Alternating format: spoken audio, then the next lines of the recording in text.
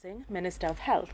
We also have with us Dr. Roshan Parasram, Chief Medical Officer, who will provide the clinical update, and Dr. Naresh Nandram, Principal Medical Officer, Epidemiology, who will provide an update on COVID-19 testing. I am Candice Alcantara, Manager Corporate Communication at the Ministry of Health, and I will be your moderator this morning. We will jump right in. I invite the Minister of Health to deliver his presentation. Thank you very much, Candice. Good morning to the Chief Medical Officer and Dr. Nandram. A very good morning to ladies and gentlemen of the media. We meet again. And to all members of the listening and viewing public, wherever you are.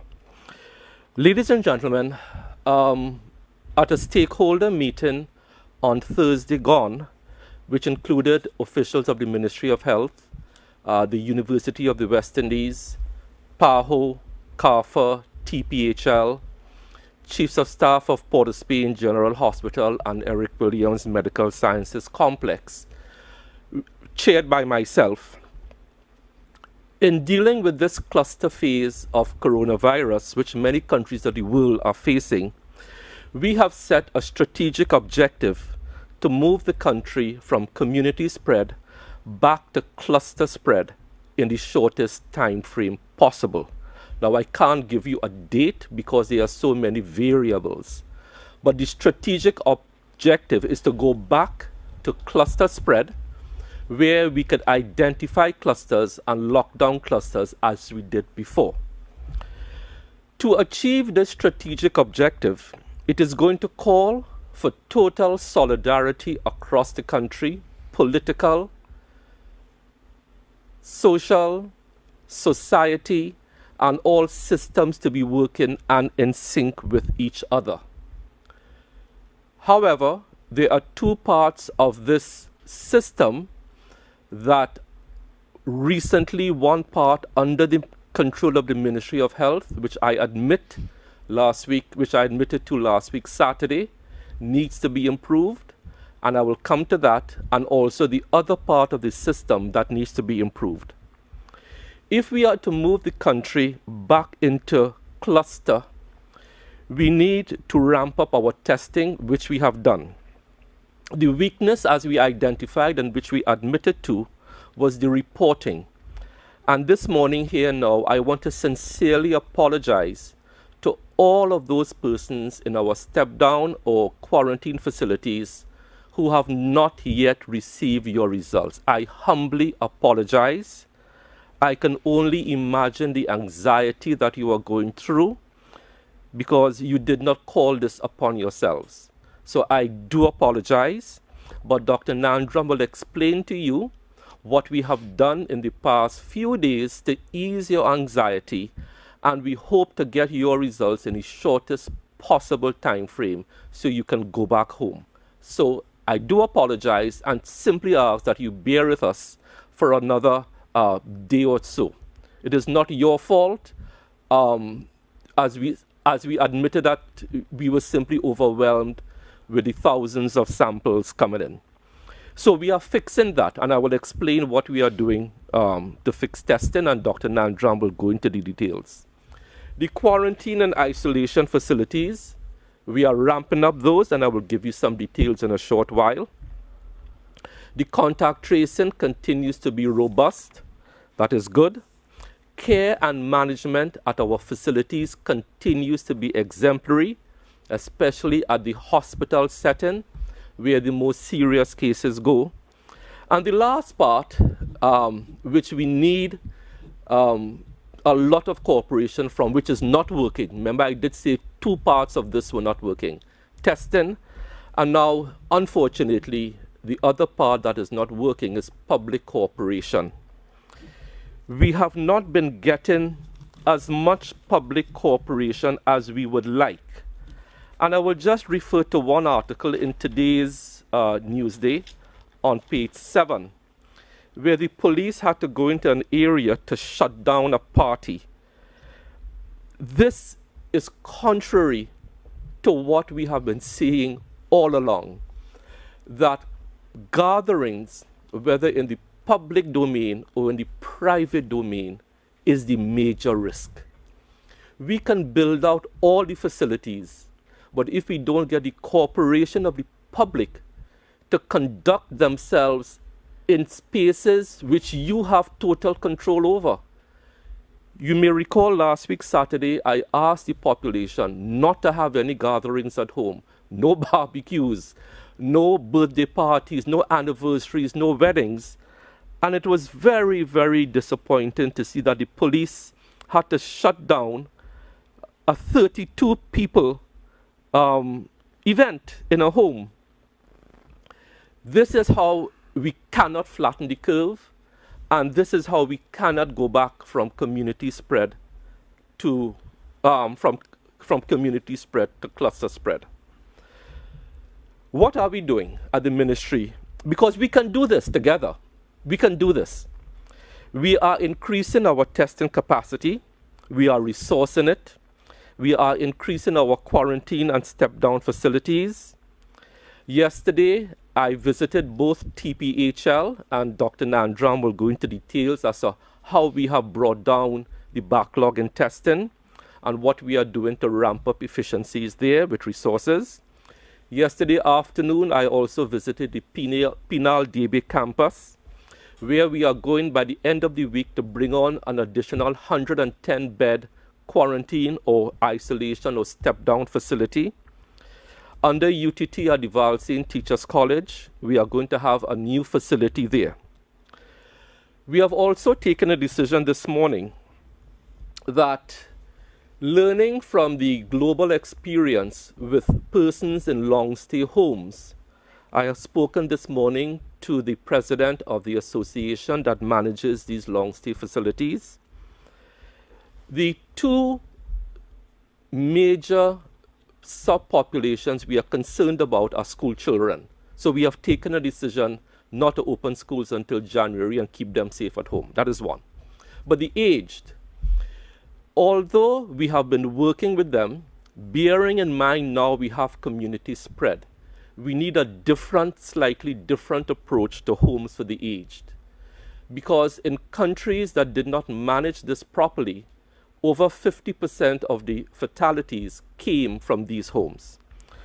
So in discussions with Dr. Rohit Doon, who is the point person for dealing with homes for the aged, and Ms. Carolyn Ruiz, who is the president, we took a decision this morning that we will now reserve the Brooklyn Center in Sangre Grande for any possible patient who is in a home for the aged, who may be exposed to the virus, or who needs more advanced clinical care to be taken into that setting where we will put in specialized medical care to care for those people.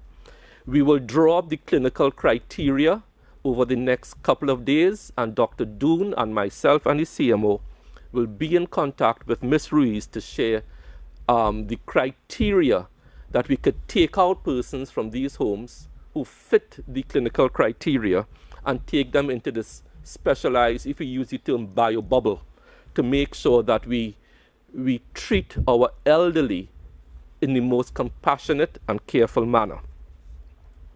What is the current status of our facilities across the board? They are not overwhelmed, and I will give you the figures. In the hospital setting, we have a capacity of 420 beds, and I'm told by the Chief Medical Officer this morning, we are currently using 143? Correct. So we are less than 50% there. At the step-down facilities, we are about 50 to 60%. So there is capacity.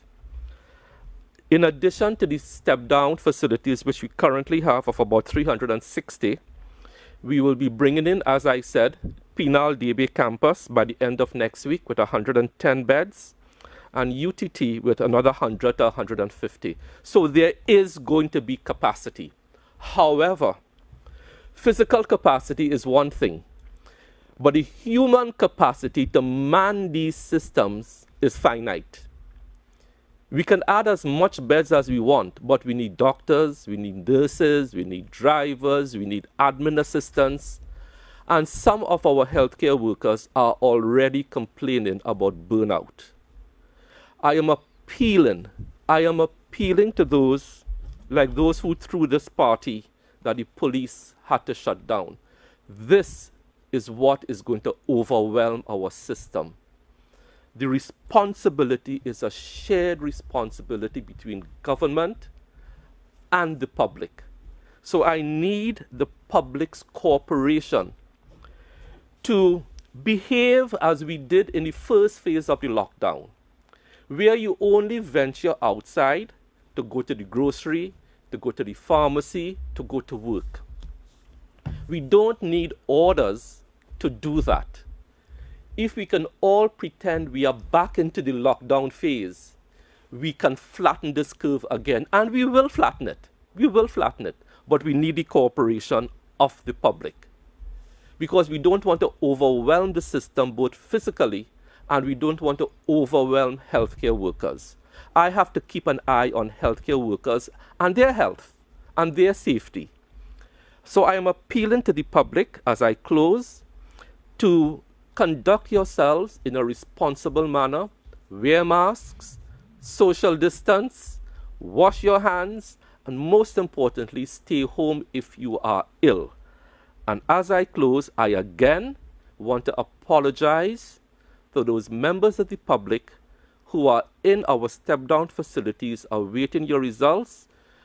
We are working overtime to get your results in the soonest possible time so that you can go home to your loved ones and to your home environment. Thank you very much, Candice. Thank you very much, Minister Dayal Singh. And now we move to the Chief Medical Officer, Dr. Parasram. Hi, good morning. Thanks, Ms. Alcantara. Good morning, Honorable Minister, Dr. Nandram, members of the media, members of the viewing and listening public. The clinical update for the 22nd of August 2020 is as follows. The total number of samples submitted to all labs, 18,735. Repeated samples, 2,276. Unique patient tests completed, 16,459. Positive tests now stand at 899. Active cases at 721. 35 additional positives were received between 4 p.m. yesterday afternoon and this morning. They were 28 from the Eric Williams Medical Sciences Lab, 3 from the Sandy Grande Hospital Lab, and 4 from private hospital labs. These samples were taken, swabbing was done between the 16th and the 21st of August. In terms of our hospital cases, as Minister had indicated, we have 143 persons at this time in a hospital secondary tertiary care facility. At the Cora facility, we have 42 individuals, all doing clinically very well, very stable. At the Couva Hospital and Multi-Training Facility, we have 101 individuals, 5 of which are in ICU. As you recall, that's the highest level of care, and HDU, 2 individuals at this point. Within our step-down sites, we have a total of 283 persons. The UV Canada Hall, there are 136 persons, 56 persons being transferred from the Couva and Cora facility late yesterday between the last 24 and 48 hours. At the Day Bay campus, we have 55 persons in total, 9 persons again transferred yesterday into that site. At the Tacrigo site, we have 35 persons. At the Balandra site, there are 23. The Brooklyn site, we had 10 transfers in, taking us up to 28. And at the Napa site, where we have a step-down facility for our healthcare workers, we have 6 persons there at this time. With our quarantine sites, which are the persons that have been repatriated into Trinidad and Tobago, we have 177 individuals. At the Cascadia Hotel, there are 40 persons. Chancellor Hotel, 16. Regent Star, 29. And Paria Suites, we have 92 people who we hope that should be discharged either later today or tomorrow, those 92. By way of our changing epidemiological picture, we have adjusted some parts of our discharge criteria and our step-down criteria to cater for where we are at in the epidemic. So, as we have said over a week ago, we are in the community phase. It means that generally in the population, there's a higher risk of contracting COVID-19 within the population. So, there are 2 changes. One, in terms of going from a secondary or tertiary care facility into a step-down, our criteria is now basically for persons without comorbidities, very well individuals, young persons, remaining asymptomatic for 1 day. So they have the onset of symptoms, their symptoms disappear, they become asymptomatic for a 24-hour period. Those individuals can now be put into a step-down facility which is a lower level of care. Once you get to the step-down facility, then there's another criteria that kicks in. In terms of the high-risk individuals, those with diabetes, hypertension, chronic obstructive pulmonary disease, asthma, the elderly, we are looking for 3 days being asymptomatic. And once you get to that 3 days, then you can step down into a facility, but it is based on your clinician's determination at that point. So both in Cora and Couva, the clinicians there will make that determination as to when you are stepped down, but those are the general rules of thumb. In terms of our discharge criteria from the step down to go back to your homes, we have had a change there as well in alignment with the WHO's recommendation for countries with community spread. They recommend basically 2 general categories. So there are symptomatic patients, persons that have any form of symptoms, whether mild or otherwise. They have to spend 10 days from the date of onset of your symptoms, plus 3 days asymptomatic. And what we are using in Trinidad is 1 negative smear at day 3 of having no symptoms. In terms of persons who never had symptoms from the outset, we are looking at repeating. So from your date of positive smear, we are repeating your test at day 10. Once you have that negative, you can be discharged home as well. So, Candice, that's my clinical update for this morning. Thank you very much, CMO. And now we move to an update on COVID-19 testing from Dr. Nandram. Good morning, all. Good morning to the Honorable Minister Terence Yal Singh, Minister of Health, the Chief Medical Officer, Dr. Roshan Parasram, Manager, Corporate Communications for the Ministry of Health, Ms. Alcantara, members of the media, and members of the viewing and listening public. Good morning, all. I'd like to begin my presentation today by speaking about testing and reporting. So one of the critical areas in managing COVID-19 is testing and also reporting of results. I'd like to speak about, firstly, the capacity of Trinidad and Tobago to do testing and the responsibilities of the public as it relates to that, and how seriously people take those responsibilities and how that impacts testing. The challenge that we've been having is that persons who test positive undergo a contact tracing process, and this results in a number of contacts that we then subsequently need to test to determine if they are positive. When symptomatic persons, when persons who have a cough, a cold, stay home, that list is very small. Members of the immediate family, maybe 1 or 2 persons that visit the home. However, if persons do not adhere to the guidelines that we've been advising, if persons are ill, they're symptomatic, and they do not stay at home, that list becomes a lot larger. Persons go to work, they used to go to school when schools were open, they visit the banks, supermarkets, and that list becomes very, very large. So from a singular case, we can end up with hundreds of persons that we need to test, not once, but multiple times during their periods of quarantine. So I implore the members of the public, again, please, if you are ill, please stay home. It only puts additional strain on the testing of persons, and it only creates a larger web of contacts that need to be traced. So in addressing the capacity issues, the Ministry of Health has taken several steps to increase our ability and the volume of samples that we can process on a routine basis. One of those measures that we've taken is we have activated the Medical Research Foundation to do testing for COVID-19. That machine across at the MRF has undergone the validation panel, and we're hoping to get a feedback from CARFA today or across this weekend as to whether or not we can start testing. As long as the CARFA gives the green light, we are ready to start testing as soon as Monday. Capacity at Eric Williams is under consideration for expansion. I've received a proposal requesting the consideration of an additional machine to boost capacity out of the Eric Williams site. And in addition to that, approval has been granted and funding identified to procure a PCR machine to establish a molecular testing service for COVID-19, among other diseases, at the Trinidad and Tobago Public Health Lab. So in addition to increasing by expanding the number of sites and capacity within specific sites, we're also moving to have these labs run on a 24-hour basis. That would entail additional staff, rosters, and additional supplies, additional equipment to ensure that these labs, now running on a 24-hour basis, can increase our throughput. To address the issues with regard to reporting, when we started testing for COVID-19, the traditional method of sending a physical paper request form to the lab and having a paper form sent back was found to be very, very inefficient. And the ministry wasted no time in seeking a digital solution. The ministry is cognizant of the fact that in this age of technology, we must leverage the advantages that technology brings to help us in this fight against COVID-19.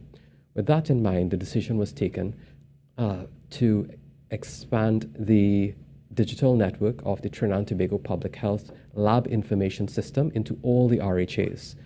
What this means effectively is that the era of paper-based forms is coming swiftly to an end. Discussions have already taken place between the ministry's IT team and several RHAs, and CARFA stands ready to support with their technical end with the rollout of the lab information system across the country. What we're looking to see happen in short order is that a COVID-19 test would be requested digitally at the point source within the RHA, meaning someone would sit at a computer, they would digitally enter the patient information, and the only thing that would be sent to the lab is a one-page line listing and the samples. And the samples now, being already digitally entered into our system, would go straight into the testing procedure, and the lab, on testing the sample in reporting, reports directly into the very same digital system. So the lag time between the lab updating the digital system and the result being available on the clinical end in the RHA anywhere in the country would be brought effectively to nil. And this is as close to real-time reporting as can possibly be had. So we're working actively and feverishly in rolling out the system. And another thing I'd like to highlight is, in addition to the increasing capacity by way of increasing the number of laboratories and running the labs in a 24-hour system, with several other key bits of equipment that we're bringing in. We're looking to procure additional PCR machines and additional nuclear material extractors, which feed the PCR machines to do testing. In so doing, in addition to bringing on additional staff, we'd let the machine. We'd use equipment to do a lot of the heavy lifting that at the moment we've been leveraging staff to do. So in so doing, we hope to increase throughput available to the public dramatically. That brings me just to a summary on the number of samples that we have left for testing. As of this morning, we have approximately 600 samples left, and that's after we leverage one more tweak to our system. To clear the remaining backlog of samples, we've leveraged utilization of a private lab that was willing to accept samples from us. These samples went across yesterday, and we hope to have those results within 24 to 48 hours. The remaining samples we hope to clear within the week. 600 samples is well within the daily capacity, but I'd ask the public to be cognizant of the fact that 600 samples is not all the samples that we receive. Samples are continually brought in day and night to the laboratories, and with our current throughput, especially after the Medical Research Foundation comes in, we should be able to handle that backlog in short order. So I trust that by this time next week, there should no longer be a backlog of samples awaiting testing, and we should be back to our routine reporting within 24 to 48 hours. At this point in time, I'd like to just go into a few slides as it relates to where we are in this pandemic. So can we put up slide 1, please? So I'd just like to update everyone on where we are in terms of the age and sex distribution of cases. In terms of our male to female ratio, we still have a preponderance towards females, just a slightly more females than males generally overall. And the average age of persons that contract COVID-19 in women, we're looking at an average age of 40 years old, and men an average age of 41 years old. Now, this does not mean that these persons are the only age group that can get COVID-19. We've had, if you'd look at the graphic on the lower left corner of the screen, you'd see that we have persons ranging from the very, very young, and the very, very old, and this happens fairly frequently in the home setting. When a positive case is found in a household, the household are the persons that are usually at highest risk.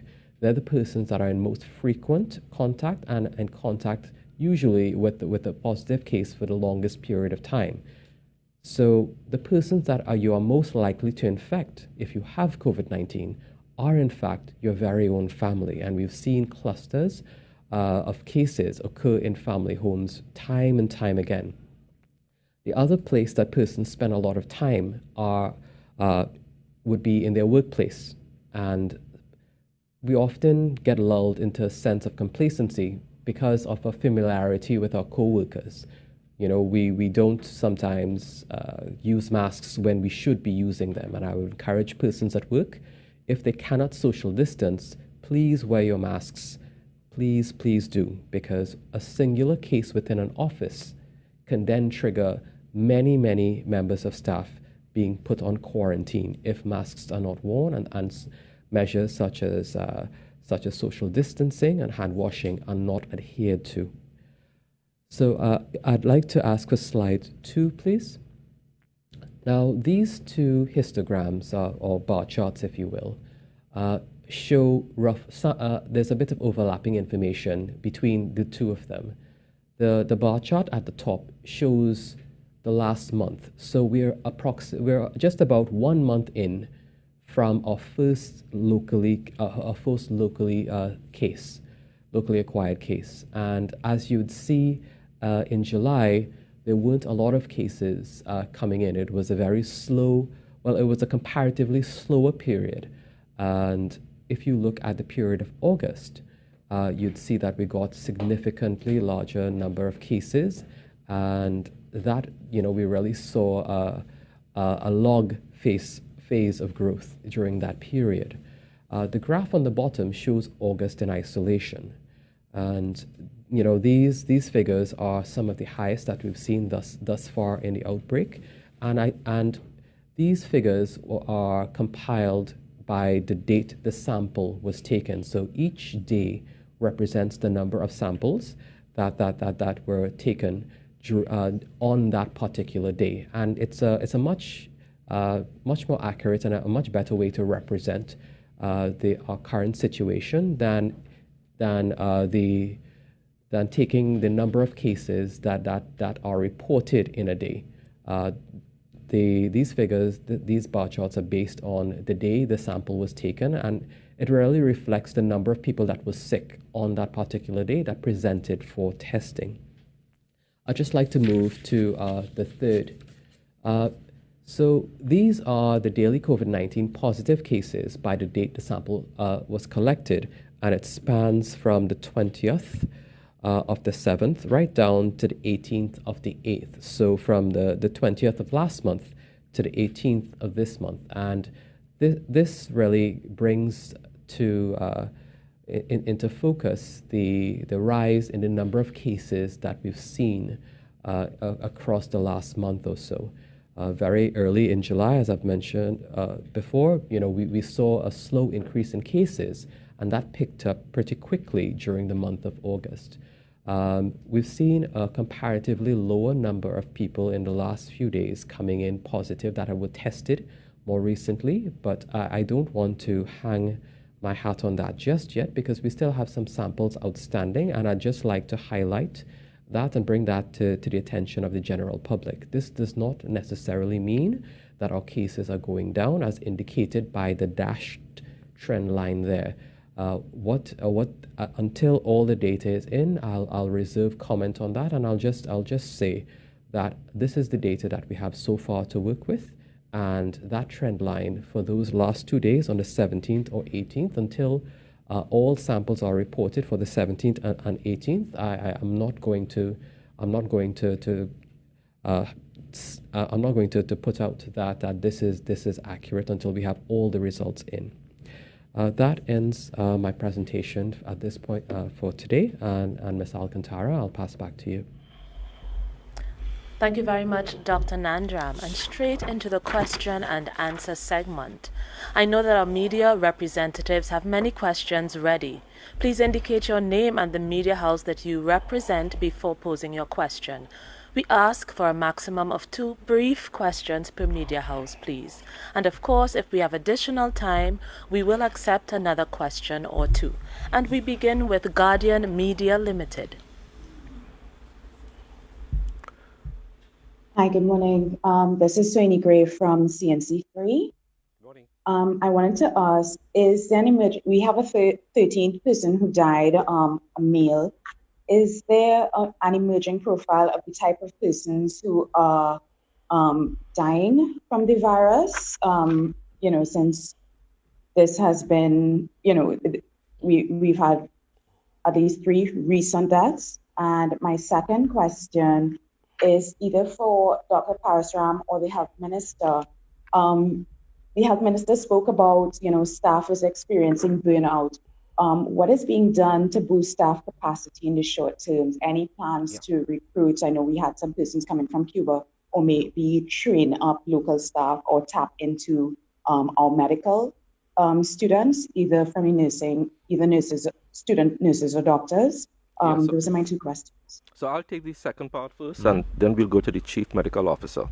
As far as staffing is concerned, about 3 months ago, we took a decision to train some intensive care unit nurses. That has been done. They finished their training maybe about 6 or 7 weeks ago, CMO.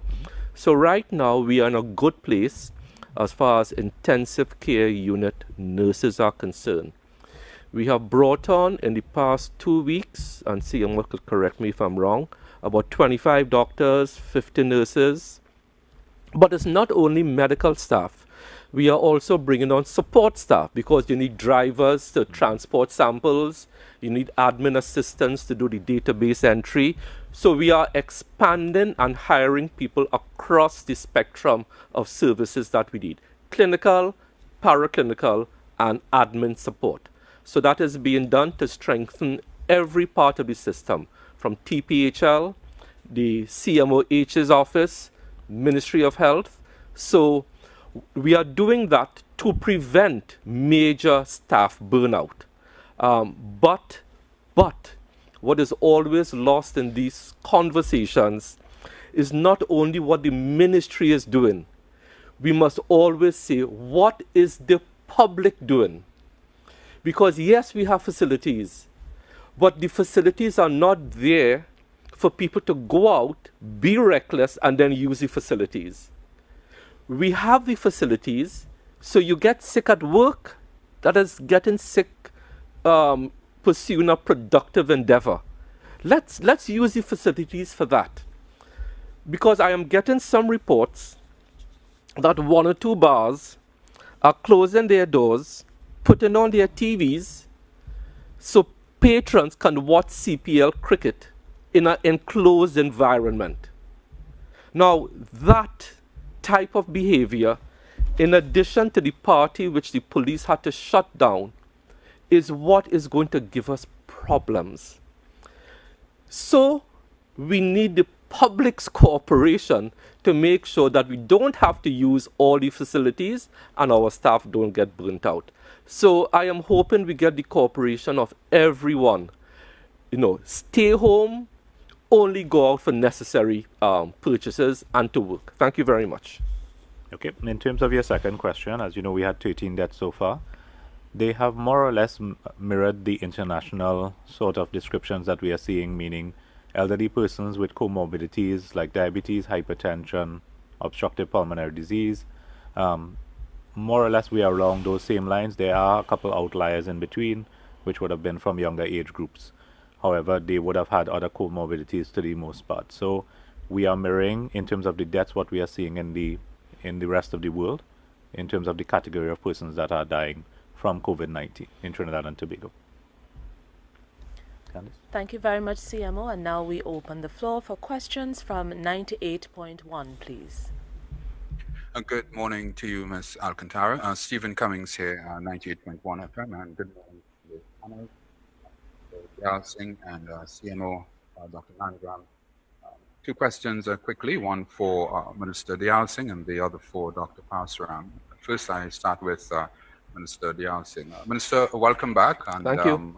Congratulations on your new mandate. Thank you. Doctor, I will start with Minister Dayal Singh. A report today, Minister, claims that the Prime Minister, Dr. Keith Rowley, was forced into quarantine after supposedly and inadvertently coming into contact with a suspected COVID-19 case. Are you in a position to confirm or deny such a report? And Dr. Parasram, with the jump in cases being discovered, especially in the last several days, there is also the rapid increase in the use of body thermometers.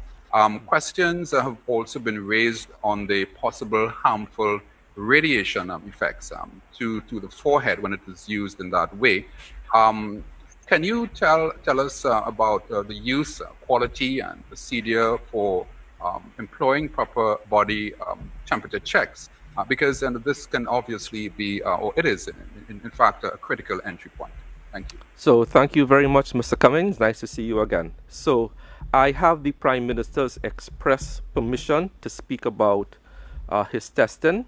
And I did say on TV6 last night, and I will repeat it, the Prime Minister would have contacted me on, today's what, Saturday, on Thursday night, to say he got a notification that a COVID positive patient, that he was in contact with that person. So yes, and 5 members of his family were indeed tested. So I could confirm that the Honorable Prime Minister has been tested, together with 4 other members of his household, and all the tests are negative. Okay. So in terms of your second question, the use of thermal scanners for basically checking symptomatology. Fever, just to remind everyone, fever is only one symptom of COVID-19. There are many symptoms of COVID-19. So you could have a runny nose, you could have loss of smell, you could have loss of taste, you could have a cough. Fever is one symptom. It does not present itself in all cases of COVID-19 that we actually have a fever. And again, in terms of exposure, persons who don't have a fever can still spread the virus just as well as someone that has a fever. In terms of your direct question related to the use of thermal scanners on the forehead, it can also be used on the wrist, and to good effect, because your wrist in most instances tend to be less exposed to the heat in Trinidad and Tobago when you get out your vehicle, or even conversely to your air condition in an air conditioned space. So there's less variability in terms of the temperature at your wrist maybe than on your forehead. So both areas can be used effectively, but what it gives you is a point temperature reading at one instant in time. It does not say that you don't have COVID-19 when you have a negative temperature. It just says that you don't have a fever. So that's what we're looking at. It is not to be used as a singular check to see if you have COVID-19 or not. It cannot do so. But it will tell you if you have a fever or not. So we ask that the business places also ask your employees, if you have other signs and symptoms, please stay at home. So we're looking for other signs and symptoms in addition to fever. Okay. Thank you very much for that clarification, CMO. And we move to TTT. Hi, good morning, Minister Dayal Singh, Yes. there has been a report within the past week on BBC that people in England who have recovered from COVID-19, they are being urged to donate their blood plasma to help persons, current COVID-19 patients who are struggling with the virus. They're saying that the antibody-rich fluid can help with this process. Is this being considered in Trinidad? And secondly, we just want to get some clarification in terms of the media release, where they're saying that the health media release this morning, patients en route to being admitted to hospital, and there's new patients that will be processed for admission. Can you offer some clarity? What is the difference with regards to that? Thank you very much. So I will take part of the question, and then the CMO will take the other parts. At the start of the press conference, I did indicate I had a stakeholders meeting on Thursday. And strange that you should ask, because that same topic about using serum was raised. I raised it with all the experts because I read the same thing. I raised it with PAHO, the university, Professor Cummins, and there was agreement, CMO, if I remember correctly, that that is not applicable to our setting. But you could explain more. But it was a matter raised, and the CMO will go into the clinical details, but it was raised. Yeah, so basically it is a purported new type of treatment that is being trialed. There's still no WHO approved treatment for COVID-19, and I think that's the most important point. So as you have noted, we had said before that there's a trial, which is a Trinidad and Tobago arm of a WHO trial called the Solidarity Trial, which the University of the West Indies are the principal investigators into. They will be giving basically patients the option to volunteer to be part of the trial, to use a number of drugs to see if there's any benefit towards COVID-19, thereby adding to the world population of testing to see if there's a treatment that can be used worldwide. But as of now, there's no treatment that has been sanctioned by WHO for COVID-19, and the mainstay remains supportive care, which we are using in Trinidad and Tobago. And I think there was a follow-up question. There's a second question related to the descriptions on the press release. So basically, en route means that you physically have already tested positive, you have been contacted by your CMOH office, told that you are positive, and that arrangements are being put in place quickly to have you brought into the hospital via ambulance. Processing means that, for instance, we would have had 35 new cases this morning. They may not have already informed those individuals that they're positive, so the process is ongoing in terms of information to the patients. So they haven't gone ahead. It's just one is a little step ahead of the other. So processing means that the results are being processed, sent out to the respective CMOHs. Usually the physicians or the CMOH in charge has to give those results to the patient. There's some element of counseling as well. So that's what processing means. Going beyond, you have en route, which is that part is done, and you have persons now physically being brought from their homes into the facilities. Okay, let me just put a final punctuation, because Sunil, you raised a very good question about the plasma testing, COVID-19 and convalescent plasma testing. I'm just checking on the FDA.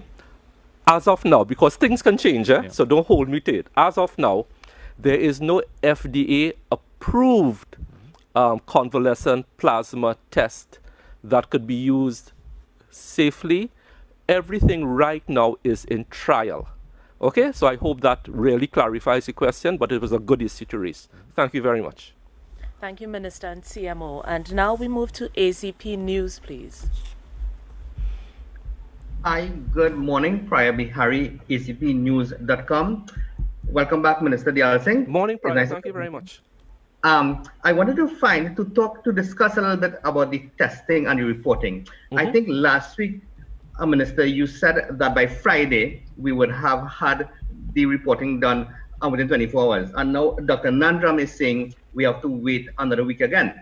But my issue is that sometimes when people are tested, they wait a week, maybe two, to get the results, and they go home, they stay at home, and they infect their loved ones, for example. Yeah. So that is an issue. I think that is a lapse in the process. Yes. I don't know if you're going to fix that, or how you're going to fix that one. And my second question is, when we dealt a while ago with case 139, you all said that that person had no travel history. I don't know if you found out how that person had contracted that. I don't know if you can tell me about that. Thank you. Sure. Thank you very much for again raising the issue of testing prior. So I did say, and Dr. Nandram has the details. Right now, I don't think Dr. Nandram could speak to it. What is the current lag in testing to tell you from what dates we have to cover? So Dr. Nandram, because we have taken steps to clear up a lot of the backlog. Dr. Nandram, if you could tell us from what dates now we have tests to clear as you bring it down. So the reporting that we did today, it came within a range of dates from about the 18th, thereabouts, 17th, right down to the 21st. The backlog that we have today really only goes back that for samples that were received in the last 2 days or so. So it's not that persons have been sitting at home for a week. In addition to that, clinical cases are always prioritized. And it's for that reason that some persons that are already sitting in quarantine where they are not in contact with members of the public, they're not moving around, they're not in contact with members of their own family. For example, persons that would have been repatriated, those persons that are sitting in quarantine, persons that are already suspected and have been brought into suspect facilities to look over their clinical management while they're awaiting a result for a test. Those are the ones that we tend to put at a little bit of lower priority. So we would rather prioritize the urgent clinical patients, of course, always get top priority. We also prioritize our healthcare workers and the persons that are flagged by the team, the clinical teams, taking their samples as maybe this is likely COVID, and I'm concerned. So it's not as simple prior as first in, first out. We're cognizant of the clinical urgencies, and if we adopt a simple first in, first out, given the situation, then patients that are very, very ill could be made to wait unnecessarily. And it's for that reason that sometimes when we report, you find a sample that has stuck around for a few days. But like I said, we've tested samples as current as of the 21st. In fact, there's samples that have been reported on today already. The sample arrived at the lab today. The sample was tested today. And that's happening increasingly as we roll out on point of care or near point of care testing. So far, this has happened at the Scarborough General Hospital and the Sangre Grande General Hospital. So, for example, prior, if a patient walks into the accident and emergency in Sangre Grande Hospital, theoretically, they could have a result in under an hour as to whether or not they're positive or negative, depending on the throughput of the hospital at that particular point in time. So we're working on the backlog. We're cognizant of that, but it's been done in a manner to do two things. One, minimize general risk. Persons sitting at home with their families, we try to prioritize those. Persons that are at clinical need, the very sick persons in the hospital, the persons that the medical chiefs of staff reach out to say that, listen, this is a person with severe acute respiratory infection. We prioritize those. And it's kind of for that reason that some of the persons that are already sitting in quarantine have been delayed a little bit.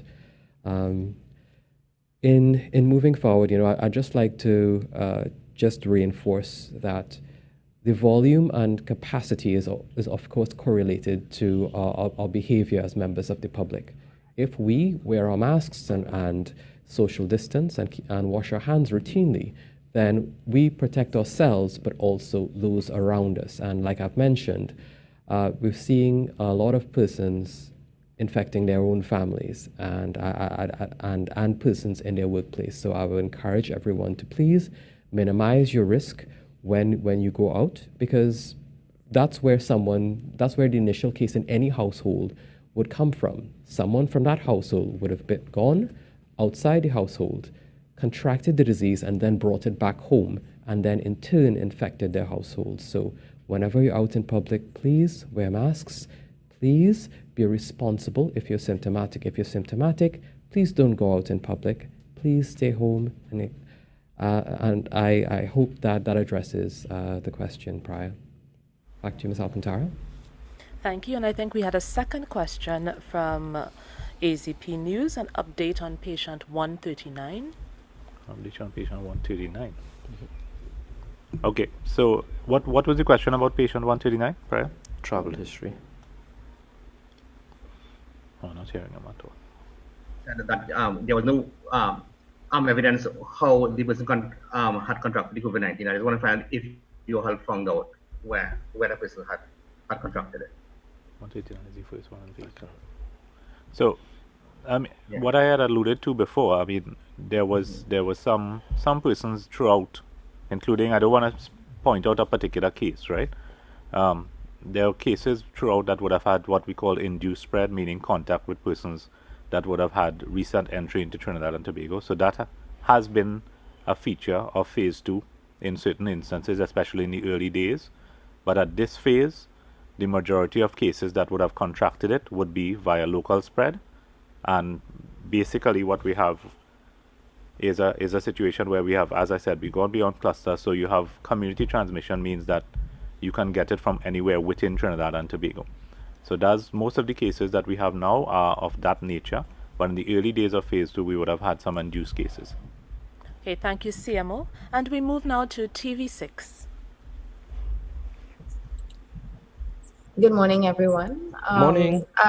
Good morning. Alicia Boucher from TV6. I have two questions. One is a two-part question. The other is from a member of the public. Now, I can't confirm or say whether this is fact or not, but we understand that the 13th fatality, number 13, that person was waiting in hospital for around 7 days to get a test result. The doctors couldn't treat him, and he would have unfortunately passed away before it was determined that he had COVID-19. So in light of that, I would like to ask, how far along are we in terms of that digital system that Dr. Nandram would have referred to that would allow for real-time reporting? And maybe you can just elaborate a bit on the process for that so that we can have a clearer idea when do we expect to get that by. And in addition to that, given the high number of tests that are being done, if you can just update us on the number of test kits that we have.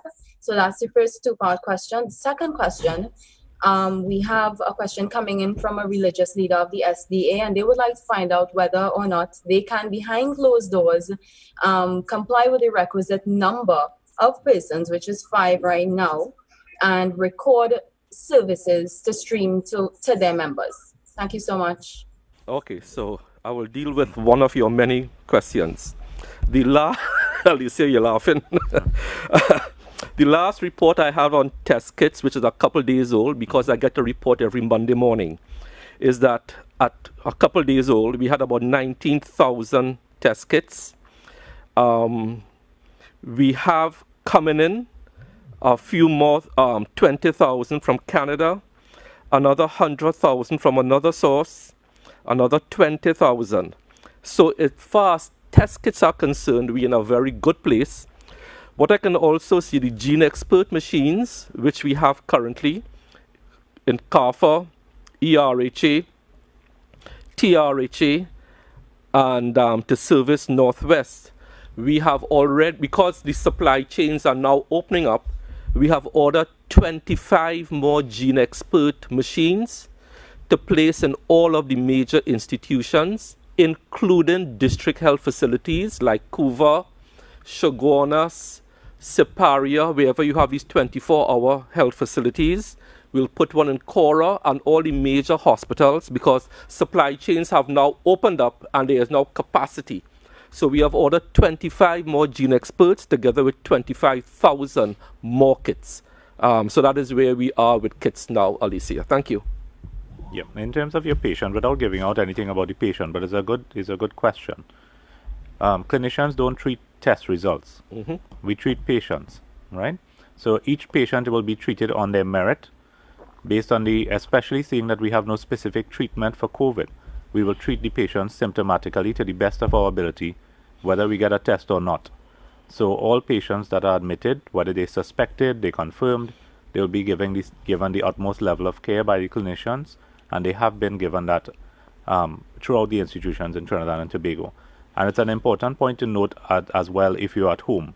So there are a number of people that would have been tested. Our rate, I think, of positivity is 4.36%. So every 100 tests we do, we pick up 4.36% of people that actually have a positive. It means that you have 95 people out of 100 that present our facilities with viral illnesses that are negative for COVID-19, meaning that we do have other viruses in circulation. If you are at home and you are waiting up a test result that has not come, one, you have to make sure that your symptoms are not getting worse. Don't wait for a COVID test to determine whether you should go to a facility. So if you're at home and you have worsening of symptoms, you have increasing shortness of breath, abdominal pain, vomiting, you're unable to eat or drink, or you have feeling of extreme tiredness, dizziness, you're having anything that is, in your view, increasing in severity, you don't wait on a test, you go straight to a facility, you contact your healthcare providers. So most importantly, the testing, as Dr. Nandram has indicated, is we are improving with time so that we can get up to date in the shortest possible space of time based on the number of tests that we are getting in our system. So once that is up to date, it of course will help in terms of knowing who is COVID-19 positive and who is COVID-19 negative at the outset, and determining who needs to be transferred into the facilities, thereby increasing our capacity to do contact tracing and controlling. And the second most important thing is, if you have any viral illness, whether it's COVID-19 or not, you should stay at home if you are ill. Because what the risk we have is people at home waiting for your test. You are ill. You don't know if it's COVID-19 or some other viral illness, and you're leaving your home and spreading it around. So we're asking people, COVID-19 or not, we make sure you stay at home if you're ill. Candice? Thank you very much, CMO. And as we come to the close time, we just remind the media